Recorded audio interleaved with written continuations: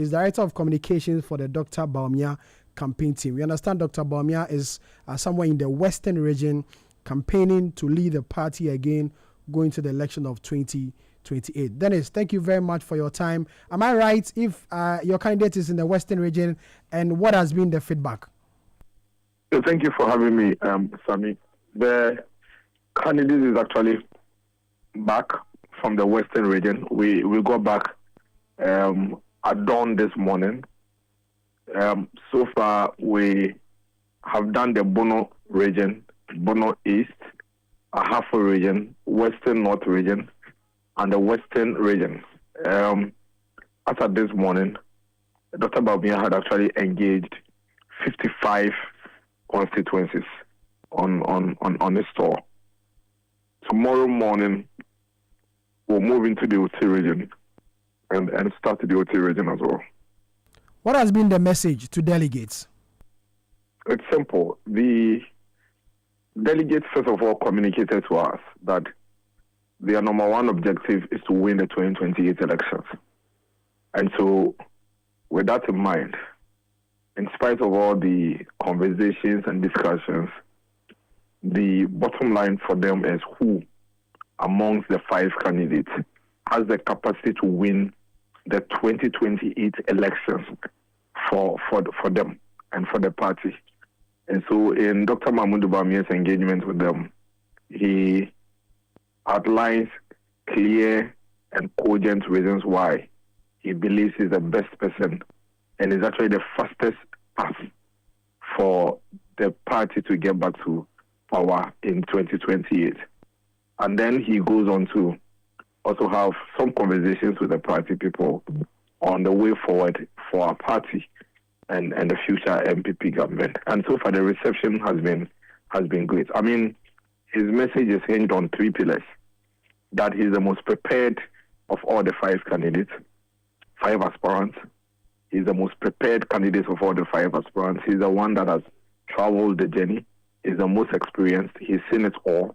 He's been down this journey before, and so he comes into the responsibility with enormous experience.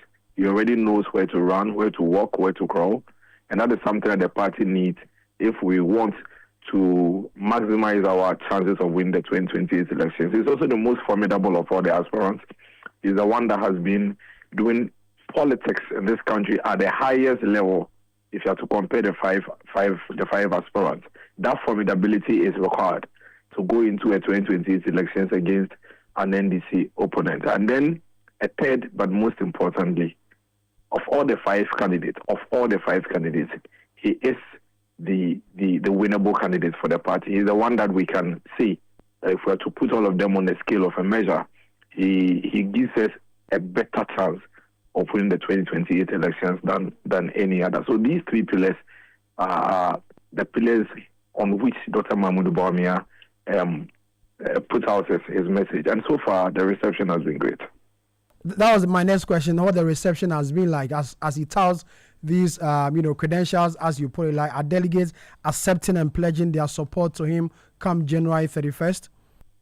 Beyond the pledge, you see, these delegates that we have in our party, they are very experienced. Some of them have been delegates since 1992, others 96, others 2000. These are people who understand clearly what it is that they want and understand clearly what it is that is best for our party. And so based on that, you could sense that the reception is one of reassurance. It is one of excitement, one that the delegates say, oh, finally, we think we are there, and we think it is possible to attain that objective that we set for ourselves for our party in 2028. And so far, so good in terms of the reception. They are not only saying we will vote for Dr. Mahmoud Bawumia, but they are also becoming evangelists. They are also becoming harvesters of votes.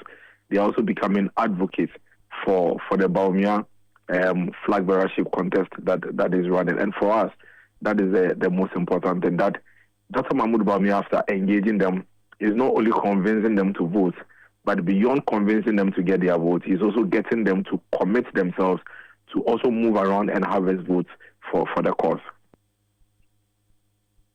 Dennis, thank you very much for your time. Dennis Miracle Abuaje speaks for the Tommy. Dr. Mahmoud Bawumia campaign team.